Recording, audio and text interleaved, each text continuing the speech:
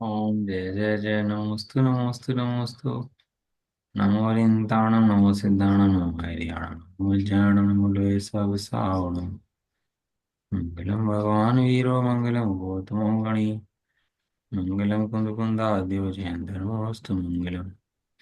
सर्वमंगलमांगल्यं सर्वकल्याणकारिकं प्रधानं सर्वधर्माणां जयनं जयतु शासनम्। नत्वा जिनेन्द्रं गतसर्वदोषं सर्वज्ञदेवं हितदर्शिकं च श्रीजैनसिद्धान्तप्रवेशिकेयं विरच्यते सर्वदियामिताय कर्म स्वरूप को जानिकर अकर्म स्वभाव पहचान न कर तत्व को भोग कर भय सिद्ध भगवान। भय सिद्ध भगवान। हाँ जी। श्री जय सिद्धांत प्रशरण चल रहा है अपना। और उसके अंदर चल रहा है अपना कर्मों का स्वरूप का वर्णन। भगवान की दिव्य ध्वनि में आया। सारा का सारा कहीं उसका आया नहीं है। हमारे पास जितना भी शासन है, जो भी कुछ है, वो सब कहाँ से आया हुआ है? वो सब सर्वज्ञ भगवान की दिव्य ध्वनि से आया हुआ माल है। यहाँ पर की छदमस्त की रचना नहीं है कि छदमस्त ने बना दिया हो। रचना जो लिखी गई है वो भूतबली पुष्पेंद्र आचार्य द्वारा लिखी गई है। ये जो पढ़ रहे हैं ना अपन लोग, कर्मों के भेद, सब पर भेद, ये सब कर्म कांड के अंदर जितने हैं, जीव कांड के अंदर जितने भी लिखे गए हैं, ये सब दिव्य ध्वनि कहाँ किसकी है? सर्वज्ञ देव की है। लेकिन सर्वज्ञ देव की दिव्य ध्वनि का ज्ञान तो रहा, लेकिन धीरे धीरे क्या होता रहा? कम होता गया, कम होता गया, कम होता गया। पहले जब महावीर स्वामी का टाइम था तो सबको द्वादशांग मुजवानी याद रहते थे। ऐसा नहीं था कि जो कम याद हो, लिखने की जरूरत नहीं पड़ती थी पहले। कब? अब से 2000 साल पहले कुछ लिखने की जरूरत नहीं पड़ती थी, जो होता था सबको मुजवानी याद रहता था। लेकिन कालक्रम में जब पंचम काल लगा तो ज्ञान घटता गया और ज्ञान का ह्रास हो गया। और ज्ञान पहले 500 साल के अंदर बहुत तेजी से घटा। आज भी घट रहा है। हम सोच रहे हैं ज्ञान बढ़ रहा है, लेकिन ज्ञान बढ़ नहीं रहा, ज्ञान तो घट रहा है। हम जब सीए कर रहे थे तो कैलकुलेटर पे लेके, बिना कैलकुलेटर के बिना बड़े बड़े जोड़ लगा देते थे। और अब दो और दो चार लगाना हो ना तो कैलकुलेटर ढूंढते हैं कि कैलकुलेटर कहाँ है, बताओ। तो बड़े बड़े गणित के सवाल को सोल्व कर देते थे हम उस समय में जब सीए कर रहे थे। इतना दिमाग चलता था। अब कैलकुलेटर से बहुत फास्ट कर सकते हो आप। लेकिन ज्ञान तो घट गया है, बढ़ा नहीं है। शुरू के 500 साल में बहुत ज्ञान घटा, द्वादशांग के पाठी से। और कहाँ तक आ गया? एक अंक के अंदर भी कुछ अंक का ज्ञान रह गया। जब आचार्य भूत बलि और पुष्पदंत थे, दर्जन आचार्य का विकल्प आया था, उससे बहुत कम ज्ञान रह गया था। लेकिन वो ऐसा कम ज्ञान होने पर भी मूल ज्ञान रह गया। जो मुख्य ज्ञान था, जो द्वादशांग के अंदर मुख्य मुख्य प्रयोजनभूत ज्ञान था, वो प्रयोजनभूत ज्ञान रह गया। और बाकी ज्ञान का अभाव हो गया। तो उन्हें ऐसा विकल्प आया कि भैया प्रयोजनभूत ज्ञान अभी हमारे पास है, लेकिन अभी आगे और काल बढ़ेगा तो इस ज्ञान का भी क्या हो जाएगा? ह्रास हो जाएगा, ये ज्ञान भी घट जाएगा, खत्म हो जाएगा। तो इसका उपाय क्या था? इसका उपाय क्या था कि आगे लोगों को मिल जाए। हैं? अब पता है कोई भी चीज़ अगर आगे भेजनी हो तो लिख दो उसको, चिट्ठी लिख दो, चिट्ठी चली जाएगी तो भाव पता लग जाएगा कि क्या भाव था उसका, बात क्या थी। तो उन्होंने विधि निकाली लिखने की कि भैया अब लिखना पड़ेगा, लिखे बिना अब काम नहीं बन सकता। अब लिखने के लिए सोचो आप, कलम नहीं, दवात नहीं, कागज नहीं, पेन नहीं, कुछ नहीं, तो लिखना है। तो कैसे विकल्प बनाओगे उनको, कैसे लिखें? जंगल में रहने वाले मुनराज के मन में ये विकल्प आया कि शास्त्रों की रचना होनी चाहिए, किसी और के लिए नहीं। हम जैसे जीव यहाँ बैठकर पढ़ें और सुने, इसके लिए उनका विकल्प का जन्म हुआ था। आज हमारे महाभाग्य से, जो हमारा महाभाग्य यहाँ पर है, उस महाभाग्य के निमित्त से वो विकल्प जन्म जन्म हुआ था उस विकल्प का। यदि वो विकल्प ना जन्मा होता तो आज अपन लोग बैठ करके ना शास्त्र नहीं पढ़ रहे होते, टीवी मोबाइल देख रहे होते, गाने सुन रहे होते और पाप बांध रहे होते अपने आप को। लेकिन आज महाभाग्य से उनको विकल्प आया। और वो विकल्प आने पर उन्होंने, जंगल में रहते थे तो क्या करें, जंगल में पत्ते हैं, पेड़ हैं, पड़े हैं सब। तो उन्होंने एक पत्ता उठाया, वहां से सूखा पत्ता, कि गीले पत्ता तो मुमराज उठा नहीं सकते। सूखा पत्ता लिया और एक कांटा लिया, और उस कांटे से पत्ते के ऊपर छेक छेक करके लिख दिया। जैसे आप देखते हैं ना अंधों की जो लिख के पढ़ते हैं, तो क्या छेक छेक छेक छेक होते हैं उसके अंदर। अब सोचो, ये जो गाथाएं अपन लोग पढ़ रहे हैं, और ये जो अपन लोग बात सुन रहे हैं, ये उस समय उन आचार्य भूतबली और पुष्पदंत के मन में कैसे आएगी, कैसे लिखे इतनी सारी गाथाएं। आप पढ़ रहे हैं षटकंडागम में कितनी गाथाएं हैं। उन्होंने पत्ता उठाया, कांटा लिया, और गोद के ए, आपको उस पत्ते के अंदर ए लिखना हो गोद करके, तो कैसे लिखोगे बताओ? कितना टाइम लगेगा, और कितनी मेहनत लगेगी उसके अंदर, और कितने छेंक उसमें होंगे। और वो छेंक के नीचे चौकी कोई नहीं है, चौकी पर रखते होंगे, वो हाथ पे रख करके लिखना है उसको। तो कांटा हाथ में चुभ जाता था, वो खून निकल जाता था कांटे में उसमें। फिर भी उन्होंने इस कीमत पर भी हमारे लिए उस शास्त्र की रचना करी, गाथाएं लिखी। मैं तो गया ना वहां पर, अभी पुनर्मले गया, तो मुझे बड़ा विकल्प आया इस चीज का, बहुत विकल्प आया कि आचार्य कुंद कुंद देव ने कैसे यहाँ पर बैठकर शास्त्र लिखे होंगे वास्तव में। वो तपोस्थली है ना आचार्य कुंद की है। और मुझे बड़ा बहुत चला विकल्प, मैं तो गया वहां पर, जहाँ गुफा थी वहां बैठा जा करके, बड़ा चला कि वो आचार्य कुंद कुंद देव ने कैसे इन शास्त्रों की रचना करी होगी वास्तव में।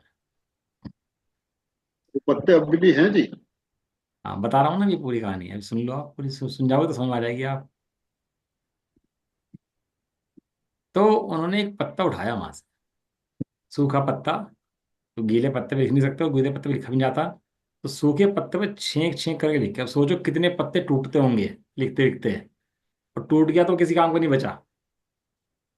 और ताड़ का पत्ता लंबा होता है, तो थोड़ा लंबा पत्ता लिया, और उसके अंदर ऐसे लिखते लिखे, ऐसे लिखे, ऐसे लिखे, छेक छेक करके। अब एक ए बनाने में कितने छेक चाहिए? कम से कम 15-20 छेक चाहिए ए बनाने के लिए। अब एक गाथा लिखनी हो हमारे को उस पत्ते पर, तो कितना समय लगेगा, कितने बार कांटा लगेगा, और वो पत्ता कैसे होगा? सोचो आप, अब विचार करो। वे मुनिराज जो हैं, वे पीछी और कमंडल के अलावा कुछ नहीं रखते पास में अपने। उनके पास क्या मिलेगा? एक पीछी, एक कमंडल, शास्त्र भी होगा तो वहीं पढ़ेंगे और वहीं रख देंगे, साथ लेकर के नहीं जाएंगे। आवाज आ रही है बराबर मेरी? हाँ। अरे रे, हाँ। अरे हम्म, देखो कमाल की बात। सोनम जी सुबह को गायब होगा, अम्मा जी सुबह के टाइम गायब हो, सब लोग पता नहीं क्या बात है, सुबह को कहाँ चले जाते हो हैं? सोने की फुर्सत नहीं है, हैं? उठा करो सुबह को भैया। क्या बता रहे हैं आपको, कि वो पत्ता लिया और पत्ती। उसके ऊपर गोदना शुरू किया। ऐसा कोई कोई पत्ता होता होगा जिसपे गाथा पूरी आती होगी, हैं? और मुनराज लेके चल सकते हैं पीछे कमंडल, शास्त्र लेके चलते नहीं है। तो उन्होंने पत्ता वहां लिखा और वहीं रख दिया, और चले गए अपना। अब इस क्षेत्र से उस क्षेत्र में, उस क्षेत्र से उस क्षेत्र में, उन्हें इतना विकल्प नहीं आया कि इस पत्ते की रक्षा कैसे होगी, कौन उठाएगा इस पत्ते को यहाँ से। क्योंकि उन्हें पता था कि अगर भव्य भाग जीवों का भाग्य होगा, भविष्य में आने वाले इस काल के अंदर हम बैठ के गाथा सुन रहे होंगे, पढ़ रहे होंगे, तो ये पत्ते भी सुरक्षित रहेंगे। हमें तो बहुत विकल्प आते हैं, धन की रक्षा के, समाज की रक्षा के, सब विकल्प आते कि नहीं आते। राज के सिर पर बोझा होता ही नहीं है। वे अत्यंत निष्प्रह के धारी होते हैं, निष्प्रहता के धारी होते हैं मुनिराज। तो सोचो, वो पत्ता उन्होंने वहां रख दिया, एक गाथा लिख करके, और चले गए वहां से विहार करके आगे। आहार क्रिया किया, और बदल गया क्षेत्र, फिर कहीं और चले गए। ताड़पत्र तो सजवेंगे थे ना साउथ के अंदर, क्योंकि हमारे जितने भी ग्रंथों की रचना हुई है वो साउथ के अंदर ही हुई है, जो मुनिराज आचार्य हुए ना। पहले पता ही है सबको कहानी, तो हमारा धर्म उत्तर भारत में था, लेकिन उत्तर भारत में धर्म होने के बाद भी क्या हुआ कि उत्तर भारत में अकाल पड़ गया, तो मुनिराज आदि दक्षिण चले गए। हालांकि उससे पूर्व दक्षिण के अंदर ना हमारे किसी तीर्थंकर का कोई कल्याणक हुआ, ना कोई विशेष उत्सव हुआ। दक्षिण के अंदर कोई भी काम नहीं हुआ था उससे पहले। केवल एक काम हुआ था कि बाहुबली स्वामी की प्रतिमा बनवाई थी। किसने, क्या नाम था? चामुंड राय। कीर्ति, चारू कीर्ति। चामुंड राय था ना, मंत्री। चामुंडराय राय, हाँ चामुंडराय राजा। हाँ, उसने एक बस एक काम किया था, बाहुबली भगवान की मूर्ति बनवाई थी। और वो भी इसलिए बनवाई थी कि जिससे वो आकर्षण केंद्र बने साउथ, क्योंकि साउथ में जाने वाला कोई जैन नहीं था। तो उन्हें विचार आया था कि भैया साउथ के अंदर धर्म कैसे चलेगा। तो जैनियों को आकर्षित करने के लिए वहां पर दिगंबर प्रतिमा खड़ी करी थी बाहुबली स्वामी की। और चूंकि वहां पर भट्टारक आदि का बहुत था ना, तो इसलिए बाहुबली की नग्न प्रतिमा स्थापित कराई कि जिससे पता लगे कि ये दिगंबर ऐसे होते हैं। और खड़गासन क्यों बुलाई, कि बैठी हुई को तो कपड़े पहना दोगे, ये खड़ी हुई को कैसे करोगे खड़गासन। और बेल की लपेटी, बेल इसलिए लपेटी कि उपसर्ग विजेता हैं। अपने जैन मुनि जो होते हैं उपसर्ग विजेता होते हैं, उपसर्गों में हार नहीं मानते, इसलिए बनाई। एक प्रतिमा से कितने संदेश दिए पूरे देश के अंदर, क्योंकि उन्हें पता था कि प्रतिमा बनेगी तो पूरे देश के अंदर एक संदेश जाएगा, पूरे देश के अंदर। तो साउथ में मूव करे सब लोग, आचार्य वहाँ साउथ में ही, वहीं जहाँ बाहुबली है ना, वहीं पर आसपास सब आचार्य अपने लोग रहे। तमिलनाडु इस साइड ही रह जाए थे, है ना, कर्नाटक में उस साइड ही आते थे। तो आचार्य देव ने, धरसेन ने, भूतबली ने, जिन्होंने भी वो जो पत्ते पे गोदा और वो पत्ता वहीं रख दिया। लेकिन भाई साहब हमारे भाग्य से कोई श्रावक पीछे लगा हुआ था मुनराज के, तो देख रहा था, उसने पत्ता उठाया और सुरक्षित कर दिया। आज भले ही हमें इतनी विनय इन गाथाओं की ना हो, और हम गाथाएं ना पढ़ते हों, और अपना जीवन ना लगाते हों, लेकिन कभी आप विचार करोगे ना ये गाथाएं आई कैसे होंगी हमारे तक, तो ये बैठ कर विचार करना कैसे आचार्य को विकल्प आया होगा, कैसे जंगल में लिखी होंगी, रखने की व्यवस्था थी नहीं, कैसे उसको वहां पर पत्ते पे लिख कर छोड़ा होगा, और किस श्रावक ने उठाया होगा, तो कैसे क्रम में आगे आई होगी। तो पत्ता उठाया, रख लिया, फिर दूसरी जगह गए, फिर पत्ते पे लिखा, फिर पत्ता उठाया, फिर रख लिया। ऐसे करके गाथाओं का क्रम बना, और शास्त्र कायम आ गया वो पत्तों के अंदर शास्त्र आ गया। शास्त्र कहाँ गया वो? पत्तों के अंदर आ गया। बताओ, शास्त्र जो थे अपने साउथ में ही बने, साउथ में रखे गए। अब वो रखने वाला कोई था नहीं, सब शास्त्र थे। अब उसमें क्या हुआ, जो पत्ते पे लिखे गए, अब कैसे इनको फैलाया जाए, कैसे आगे बढ़ाया जाए, तो उनकी कॉपी करनी शुरू करी हमारे विद्वानों ने और लोगों ने, पंडितों ने, जो भी उस टाइम के रहे होंगे। उन्होंने वैसे ही पत्ते लिए, क्योंकि व्यवस्था कोई थी ही नहीं, शाई की, इंक की, कागज की, पेपर की कोई व्यवस्था नहीं थी। व्यवस्था केवल एक थी कि पत्ते के ऊपर गो दो और लिख दो। ये बात कर रहा हूं मैं आपसे 2000 साल पहले। और मैं बताऊं, सनातनी हो, जो हम लोग सनातनी कहते हैं, कोई श्वेतांबर हो, कोई भी धर्म वाला हो, इतना प्राचीन ग्रंथ, इतने प्राचीन शास्त्र 2000 साल पुराने किसी के पास भी नहीं है। और जो सोर्स यानी प्राकृत वो थी दिव्य ध्वनि के अंदर, वो प्राकृत जिस भाषा थी जो 2000 साल पहले चलती थी, उस प्राकृत भाषा में हमारे शास्त्र लिखे हुए हैं, जो प्राकृत किसी और के पास मिलती नहीं। प्राकृत तो है, लेकिन जो पुरानी प्राकृत है वो मात्र हम जैनियों के पास है। अब सोचो, 415 गाथाएं समय सार जी की, कहाँ कहाँ बैठ के आचार्य कुंदे में लिखी होंगी, और कैसे इकट्ठी हुई होंगी, और कैसे कॉपी से कॉपी बनी होंगी, और कैसे पूरे देश के अंदर गई होंगी। जैसे कि राजा का शासन चलता है ना, एक राज्य एक जगह बैठ के राज्य करता है, ऐसे ही कुंद कुंद देव का राज्य चलता था, एक जगह बैठ करके। तो गाथा लिखते थे, तो गाथा कलेक्ट होती थी, और पूरे देश में उसकी छप करके एक एक कॉपी जाती थी। बताओ, गाड़ी घोड़े थे, कोई व्यवस्था चलने की नहीं थी, पैदल चलने की और गाड़ी घोड़े की व्यवस्था थी, तो भी उन लोगों ने इतना काम करा कि जगह जगह जगह जगह पे कॉपियां पहुंचाई गई। एक नगर में गाथा लिख कर आती थी ना, उत्सव मनाया जाता था। क्या था वो उस समय है, क्या थी, एक पत्ते के ऊपर गाथा लिख के आई, और क्या मना रहे हैं बैठ करके, उत्सव मना रहे हैं। आज हमारे सामने शास्त्रों के शास्त्र हैं, छपे हुए हैं, महिमा नहीं आती। मैं बताऊं, जो अधिकता होती है ना, वो अरुचि की जननी होती है।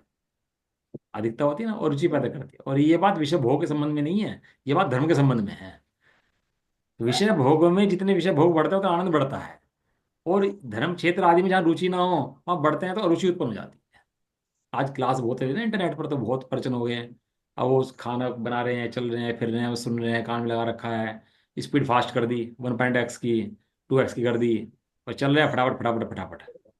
है, वो एक गाथा वो काम कर देती थी जो जीवन भर शास्त्र पढ़ के आज का जीव नहीं कर पाता। एक गाथा, एक गाथा रख ली, उसकी पूजा करी, उसे पढ़ लिया, उसका मर्म समझ लिया, एक एक गाथा के अंदर मर्म है। प्रवचन सार जी की कितनी गाथाएं, नियम सार जी की कितनी गाथाएं, आचार्य कुंद कुंदेव ने कैसे कैसे कहाँ बैठ के बनाई होंगी, और पीछे उसने कितने कलेक्शन किया होगा, और कैसे उठाकर उनको रखी होंगी। हैं, चलता रहा कॉपी से कॉपी, कॉपी से कॉपी। और ये परंपरा जो है लिखने की ताड़पत्रों के ऊपर, ये अब से कोई 700 साल पहले तक चली। जब ये मुगल शासक हमारे देश में आए, तो ये साई लेकर के आए। साई साई लाए ना, साई। तो तब उस समय साई से लिखने की परंपरा शुरू हुई अपने यहाँ। अपन क्यों लिख सकते थे साई? अपन के पास साई नहीं थी क्या? अपन लिख नहीं सकते थे? लिख सकते थे, लेकिन जैन आचार्यों ने नहीं लिखी। क्यों नहीं लिखी? क्योंकि साई के अंदर जी पड़ता है। आपको पता है, कोई भी लिक्विड चीज होती है ना, तो जी पड़ता है उसके अंदर। आप टूथपेस्ट हो, और आपकी ये शेविंग क्रीम हो, या आपके नेल पॉलिश हो, या लिपस्टिक हो, जो भी जिसके अंदर गीलापन है, उसके अंदर क्या पड़ता है? प्रत्येक समय अनंतानंद जी पड़ता है उसके अंदर। जो कोई भी हो, अब हम मुंह में सुबह से पेस्ट कर लेते हैं, शेविंग लगा लेते हैं, इन सब में जी पड़ता है भैया, भयंकर जी पड़ता है, और इसके जीव हिंसा होती है, और उसका पाप अपने को भी लग जाता है। तो आई शाही आई, उस जमाने के टाइम में शाही आई। लेकिन हमारे शास्त्र जो लिखे गए, उससे पहले लिखे गए, क्योंकि मुगलों के काल के आने के बाद यहाँ आचार्य होने बंद हो गए थे, मुमराज होने बंद हो गए थे। ये मैं बता रहा हूँ आपको, 700 साल पहले की, लगभग 8 साल पहले की, जब आखिरी आखिरी में हमारे जिनसेन आचार्य आदि हुए, उस समय की। उनके शास्त्र भी ताड़पत्र में लिखे हुए हैं। लेकिन ताड़पत्रों की खास बात है कि 500 साल से ज्यादा कोई भी जो पुराना साहित्य है ना, वो सुरक्षित रह सकता नहीं। अब तो लेमिनेशन का जमाना आ गया, केमिकल का जमाना आ गया। जब केमिकल नहीं थे, लेमिनेशन नहीं थी, तो उस समय उन ताड़पत्रों को कैसे सुरक्षित रखा जाता हो, कीड़ों से, दीमकों से, और कैसे रखा जाता हो, कैसे मौसम के काल प्रभाव से कैसे सुरक्षित रखता हो।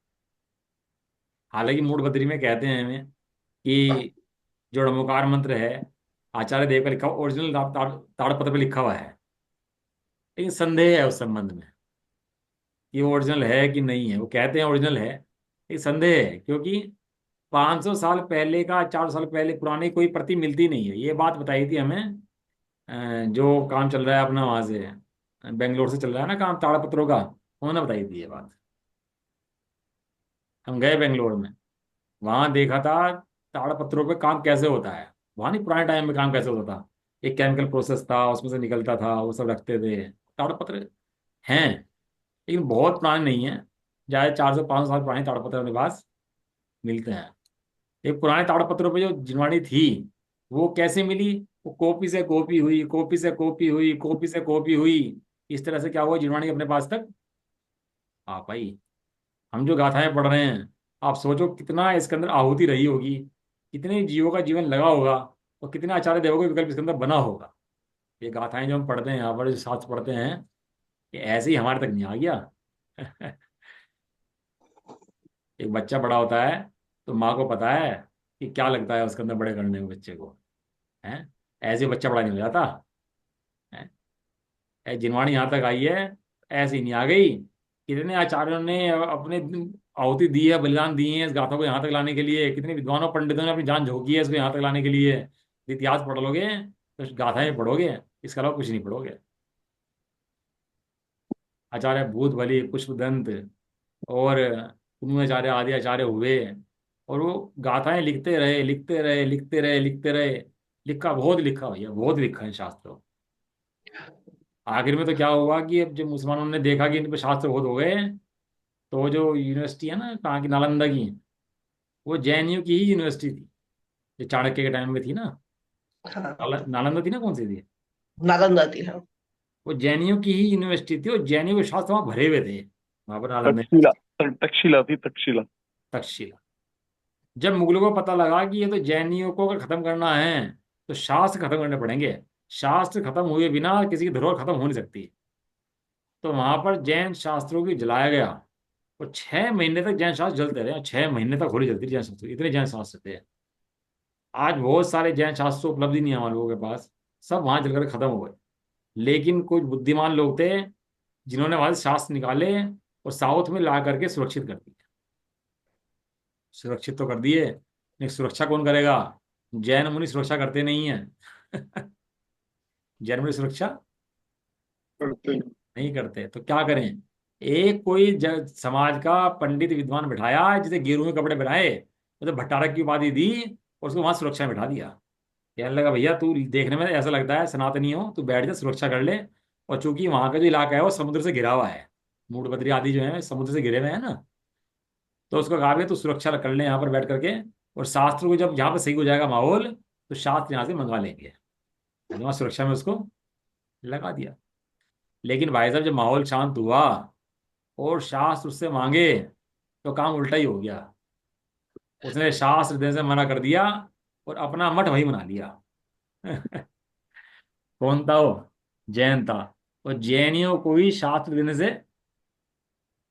मना कर दिया। अपने उत्तर भारत में एक शास्त्र भी नहीं रहा, एक भी शास्त्र नहीं रहा। ये समझ लो, 300 400 साल तक तो शास्त्रों का भी अभाव रहा, बिना शास्त्रों के रहे अपन लोग। पता नहीं 500 साल भी हो सकते हैं। कैसा माहौल उस समय अकाल पड़ा होगा यहाँ पर, शास्त्रों के बिना। हम्म।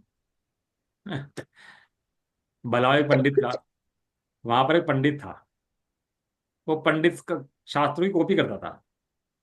तो जब उसे छठखंडांग की कॉपी करने के लिए कहा, छठखंडांग में गुम्मट साहब कौन सा, उसने एक की दो कॉपी कर ली। एक शास्त्री की कॉपी कितनी कर ली? तो और एक कॉपी को लेकर चला वो सेठों को बेचने के लिए अपने क्षेत्र के अंदर। तो भैया, जिससे यहाँ शास्त्र नहीं है, ये भी शास्त्र यहाँ पर हो जाएंगे।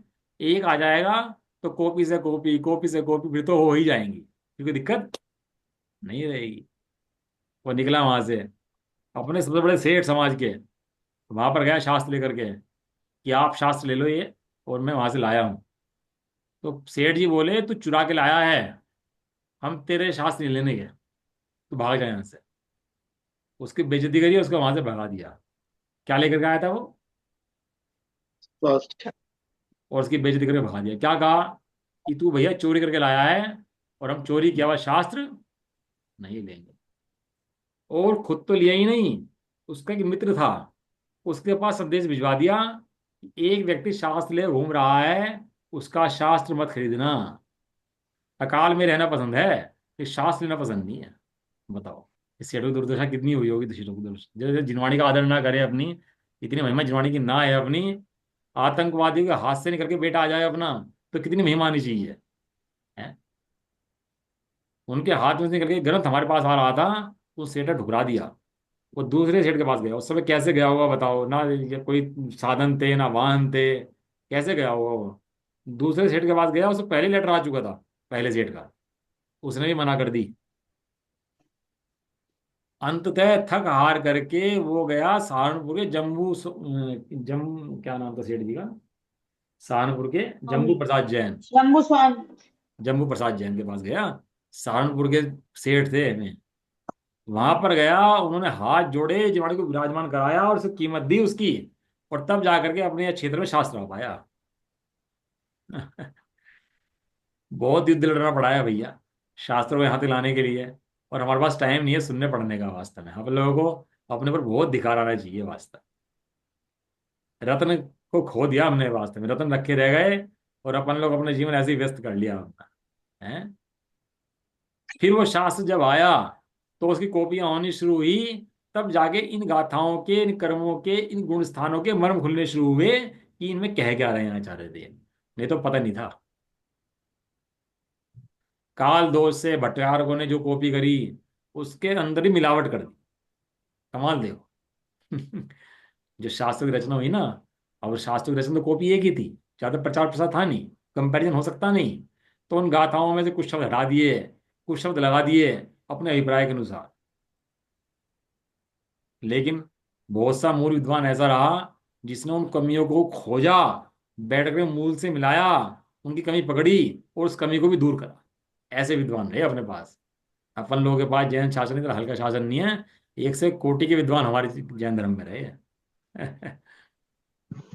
ताड़पत्रों पे लिखने की व्यवस्था चली, ताड़पत्र सुरक्षित होने शुरू हुए, थोड़े शास्त्र इकट्ठे हुए, लेकिन जला दिए सब शास्त्र।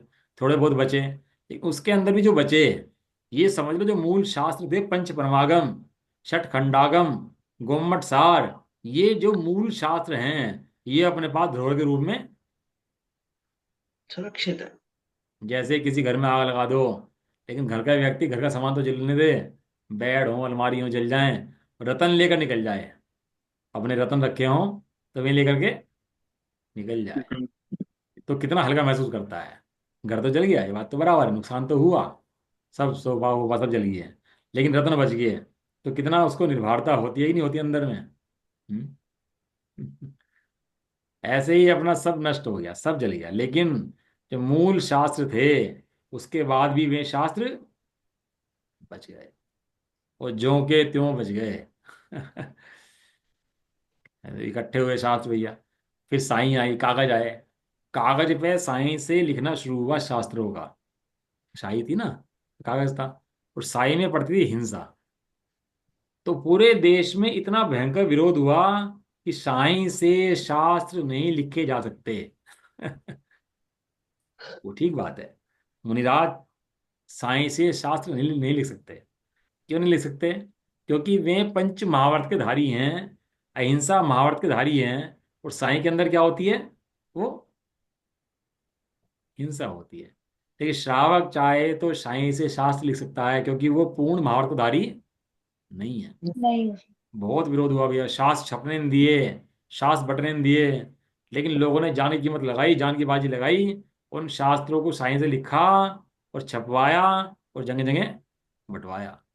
तब जाके कहीं जाके घरों घरों में जैन शास्त्र पहुंच पाए। नहीं तो आज यदि उन लोगों ने पुरुषार्थ ना किया होता, ना लड़े होते और मेहनत ना करी होती, तो 2000 साल पुराना छपा हुआ शास्त्र हमारे तक नहीं आ पाता। आज हम कर्मों का वर्णन पढ़ लेते हैं ना आराम से बैठ करके, कितने कर्म है, कौन से कर्म है, कहाँ है। ये तो हमारा कोई विशेष पुण्य का उदय है वास्तव में। बिना लड़ाई के हमें सब मिल गया। अब पूछो उनसे, आज़ादी की लड़ाई जिन्होंने लड़ी होगी, आज हम आज़ाद देश में हैं और आज़ाद रह रहे हैं, लेकिन जिन लोगों ने आज़ादी की लड़ाई लड़ी, उन लोगों से पूछो कि आज़ादी मिली कैसे थी। है स्वतंत्रता सेनानियों के किस्से पढ़ते हो नहीं पढ़ते? हम्म। उधम सिंह वहां गया इंग्लैंड में, वहीं जाके मार खाया उसको, जज को, जिसने फांसी दी थी। तो जिनवाणी के लिए कितने बलिदान दिए गए, और कैसे कैसे जिनवाणी छपी, फिर बटी, फिर अपने हाथों में आ गई। आज इंटरनेट पे है, सहज उपलब्ध है, लेकिन भैया सहज तो है, ये बहुत दुर्लभ है। क्यों? क्योंकि आज जिनका पुण्य का उदय है उन्हें तो मिल रही है, कि जिनका पुण्य का उदय नहीं है उन्हें होने पर भी नहीं मिल रही, होने पर भी नहीं पढ़ पा रही जिनवाणी। बताओ, जिनवाणी तो है कि नहीं है? ये सबके ज्ञान में है क्या?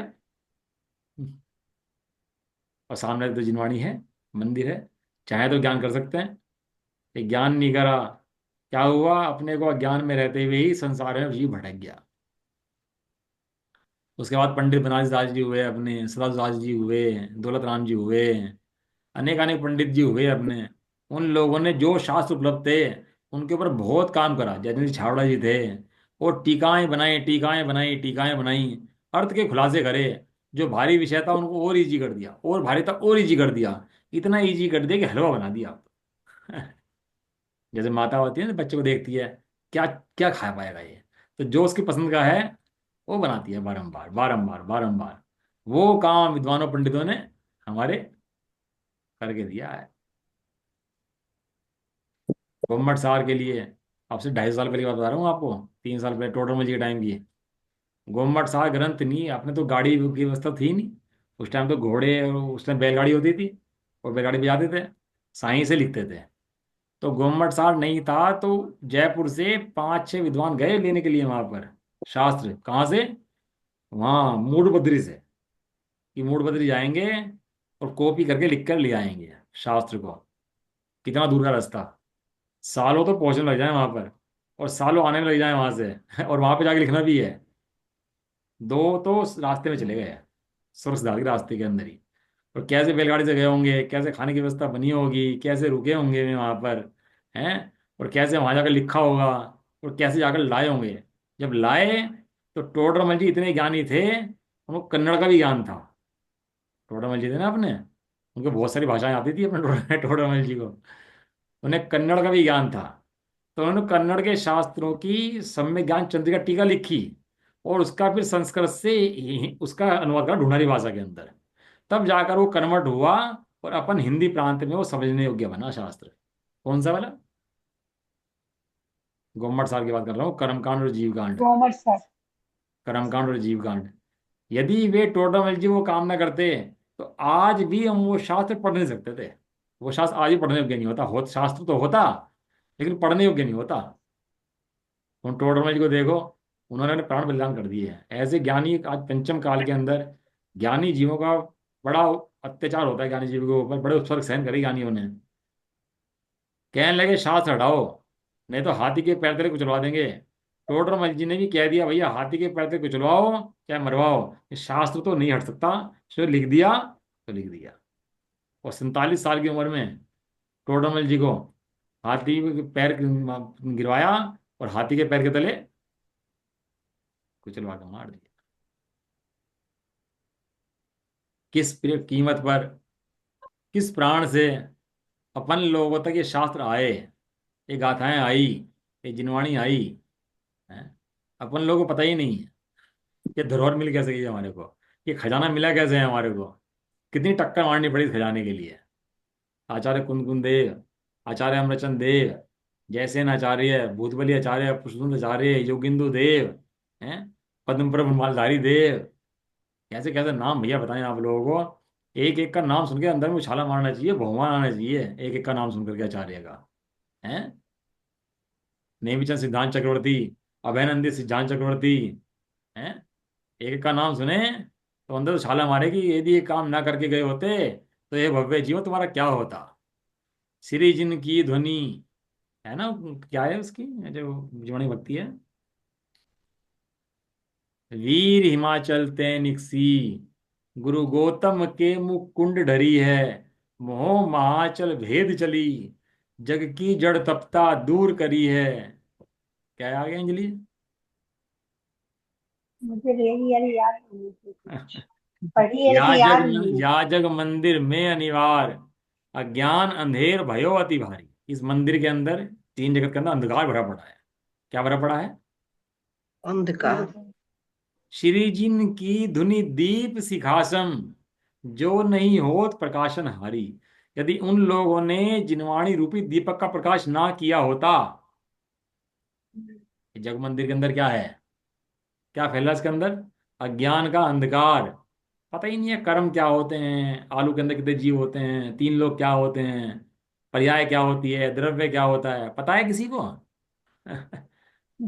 हम तो रह रहे हैं आराम से, अंधकार में रह रहे हैं, अंधकार में।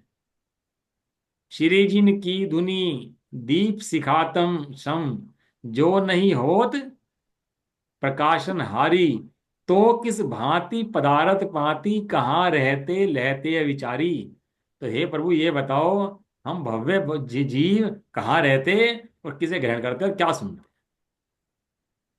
आज आपको पता है, इस तीन लोक के अंदर, इस जगत के अंदर जितनी अहिंसा है, जितनी अहिंसा का पार्ट है ना, वो सब जैनियों को दिया हुआ है। जितना सत्य है, अचौर्य है, जितना उपदेश है पुण्य का, वो सब जैनी को दिया हुआ है। वो जैन धर्म के पहाड़ से निकला हुआ धर्म है। लेकिन भैया महाभाग्य उन कुंदकुन देव का, जिन्होंने जंगलों में बैठ करके शिलाओं पे, पत्थरों पे सो करके, देखी हमने वो शिला पत्थर की, जहाँ वे लेटते थे, जहाँ बैठते थे, वो शिलाओं पे हम गए और हैं आज भी वहीं पे विराजमान है वे। जहाँ चरण उनके हैं, वहां जाकर देखा वो कुंदकुन देव के चरण हैं, उनकी तपोस्थली, कैसे वहां लेटते होंगे, बैठते होंगे, क्या शास्त्रों की रचना करते होंगे। वो जगह भी अभी है जहाँ से विदेश क्षेत्र गए थे, वो जगह भी वहां पर है। और कैसे शास्त्र को ज्ञान लेकर आए होंगे, और यहाँ के अपन लोगों के लिए शास्त्र लिखे होंगे। ये सुलभ नहीं है। महापुण्य का कीमत इसमें लगी हुई है, और महान दुर्लभता से जिन्होंने हमारे सामने आई हुई है। इसलिए कभी कभी अपना इतिहास भी देख लेना चाहिए, कि अपने इतिहास के अंदर कितने लोगों ने लड़ाई लड़के हैं, और कैसे हमारे महाभाग्य से पुण्य को दे जिन्होंने हमारे तक आई है। अब उन आचार्य को परंपरा में कौन कौन हुए, किन किन्होंने आहुति दी है, किन्होंने योगदान दिया है, किन पंडितों ने योगदान दिया है, और कैसे इस जीवन को समझाया गया है, कैसे लाए गए हैं, कैसे इजी कराया है इसको अपन लोगों के लिए, वो सब बात अपन लोगों को समझनी चाहिए, पढ़नी चाहिए। चलो अब ये तो हो नहीं पाएगा, क्योंकि अब ये तो ये पढ़ना बड़ा मुश्किल है ना। लेकिन भैया जी, ये हाँ, कुंद कुंदाचा से विदेश क्षेत्र कैसे चले गए? वो मानसपुत्र पर्वत तो ला ही नहीं सकते, वो पता नहीं इसलिए। तो विदेश क्षेत्र तो ढाई द्वीप के अंदर है ना। हम्म। तो ढाई द्वीप हाँ, में जा डाइट सकते हैं के ना। अंदर है। अच्छा अच्छा। मानसरोवर पर्वत ये से पहले आपका ही है ना ढाई द्वीप तो, अच्छा। इसीलिए चले गए। सीमंदर भवन के समोषण में गए, वहां जाके देखा, अरे कौन जीव आ गया। तो इंद्र ने उनको हाथ पे रख लिया। तो देखा तो इलायची जैसा, इलाचार्य नाम रखा ना उनका, इलायची जैसा। तो हाथ पे रख लिया हाँ, उनका। लाइट कहला ये कौन है, भगवान से पूछा। तो उन्होंने पूछा, सिमंदर स्वामी ने कहा, कहने लगा ये भरत क्षेत्र के सबसे समर्थ आचार्य हैं। क्या जवाब दिया? ये भरत क्षेत्र के सबसे समर्थ आचार्य हैं। सबसे। बताओ कैसे समर्थ आचार्यों के शास्त्र। आज हमारा इतना तीव्र पुण्य का उदय, इतना तीव्र महाभाग्य है कि वो भाग्य उन शास्त्रों को खींच के ले आया। उन महासमर्थ आचार्यों का परिचय आज भी हमसे है। कैसे है? क्योंकि वे गाथाएं मेरे हृदय के अंदर है। गाथाएं कहाँ विराजमान है? मेरे हृदय के अंदर है। जो गाथाएं कुंदनाचार्य देव पढ़ते थे, जैसी पढ़ते थे, वैसी गाथाएं मेरे ज्ञान में भी विराजमान है। ये पीछे देख रहे हो ना, लगे हुए पोस्टर आपको 3 4 लगे हुए हैं। ये सब गाथाएं लिख कर लगाई हुई हैं आचार्य देव की। अरे घर में गाथाएं ना लगी हो, वो घर शमशान घाट है वास्तव में भैया। जिस घर में जिनवाणी का वाचन ना होता हो, जिनवाणी ना पढ़ी जाती हो, जिस सुनना, जो व्यक्ति जिनवाणी ना पढ़ता हो, वो मुर्दे के बराबर है। और जिस घर में जिनवाणी ना हो, वो शमशान के बराबर है। मुर्दा घूम रहे सब। मैं नहीं कह रहा ये बात। हो गया तो गाथा भेज दूंगा, जिनवाणी की रेफरेंस भेज दूंगा। ये सब गाथा जिनवाणी की में लिखी हुई है, अपनी कोई बात नहीं है। ऐसा समझ में आया? जिनवाणी का अध्ययन, स्वाध्याय, पठन पाठन कितना जरूरी है। इसलिए पंच परमागम है, ये हैं, शास्त्र हैं। खोलो, इनको पढ़ो, इनका मर्म समझो, छपवाओ, बंटवाओ, आगे बढ़ाओ। हमारा दीपक जला है, तो हमारा कर्तव्य है एक दीपक तो आगे जलाकर जरूर जाए। ये दीपक बुझ नहीं बुझना चाहिए। हैं, अपने बच्चों में, अपने रिश्तेदारों में, कि जहाँ कोई मिल जाए, शपथ लो कि दीपक जला है तो अपना आगे का दीपक एक जरूर जला कर जाएंगे, चाहे कुछ भी हो। आकुलता वाली बात नहीं है, ये परवाना तो सहज होनी चाहिए। एक गाथा पढ़ रहा हूँ बस, एक और खत्म कर रहा हूँ इसको, है ना। एक गाथा है सूत्र पाउड़ की, अष्ट पाउड़ के अंदर। परमार्थ या व्यवहार जो, जिन सूत्र में जिन वर कहे, सब जान योगी सुख लहें, मल पुंज का क्षेपण करें। जिन सूत्रों को जानकर मोह मल को छोड़ करके मोक्ष सुख में वास करें, इस संसार के दुखों का, इंद्रिय दुखों का अंत करें, ये जिन सूत्रों का सार है। यदि जिन सूत्र ना होते तो आज जीवों के दुखों के अभाव करने की कोई विधि भी नहीं होती। दुखों के अभाव करने की विधि छोड़ छोड़ दो, सामान्य पुण्य की भी विधि नहीं होती। पुण्य कैसे बनता है जी, वो ये भी पता ना होता। आज जो महान पुण्य शास्त्रों को पढ़ करके बनता है और पुण्य कर्म का अभाव होता है, वो केवल इन शास्त्रों की महिमा है। चलो ठीक है, समझना भैया, विचार करना बहुत दिन बात होगी ऊपर, बहुत कैसे कैसे अपने पास आए हैं, थोड़ा सोचना इन बातों के ऊपर आप। कोई भिखारी का बच्चा हो, और वो भिखारन जो है उसको पढ़, उसको कमाए, भीख मांग मांग के पढ़ा दे उसको, और उसको पढ़ा लिखा के बड़ा कर दे और अमीर बना दे, तो उसकी अपनी माँ की कितनी महिमा आती है उसको। गरीब हो, मतलब भिखारी नहीं, कोई गरीब हो, लेकिन अपने बच्चों को पढ़ा पढ़ा के और बड़ा बना दे, आईएएस बना दे, पीसीएस बना दे, तो उसके कितनी महिमा आती है अपनी माँ की। है, आज हमारे विद्वानों ने कैसे संकीर्ण मार्ग से जिनवाणी को बचा करके लाए। अकलंक देव, निकलंक देव, सोचो कैसे वो अपने ऊपर अपने प्राणों की आहुति दे दी जिनवाणी को बचाने के लिए। हम्म। वो भी शास्त्र छप के हमारे तक आ गए, इतने सारे शास्त्र मिल गए, तो हमारा भी कर्तव्य है हम भी इनके लिए अपना जीवन समर्पित करें। शास्त्र हमें देते हैं सब कुछ, हम भी तो कुछ देना सीखें। धर्म हमें देता है सब कुछ, हम भी तो कुछ देना सीखें। देना सीखें। शास्त्र सभा देती है सब कुछ, हम भी तो कुछ देना देना सीखें। बहुत विचार करना भैया, बहुत ध्यान से, ठीक है। निज निधि निज में बताई। बताई, ये अनंत उपकार है, उसके लिए जिनवानी माँ को वंदना शत बार है। नौ वर्णों का।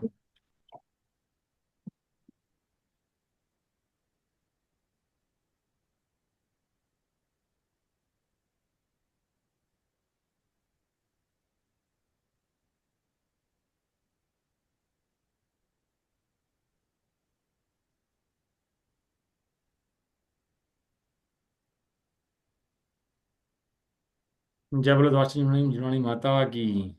जय जय हो। हो। जय हो। महान जैन धर्म की। जय जय हो। हो। जय हो। ये बस सुबह उठ करके सब लोग जो भी नहीं आ पा रहे, जो भी आ सकते हो, सुबह उठ के क्लास में आने की कोशिश किया करो। तोड़ो प्रमाद को इसको, और थोड़ा कोशिश करो कि सुबह को साथ में आओ, क्योंकि समय सारजी का स्वाध्याय चल रहा है, उसमें आने की अपन लोग सब कोशिश करो, है ना। एक साथ बोलिए। जय जय जिनेन्द्र, जय जिनेन्द्र। जिनेन्द्र, जय सबको जय। सबको जय सबको गुरु। जय।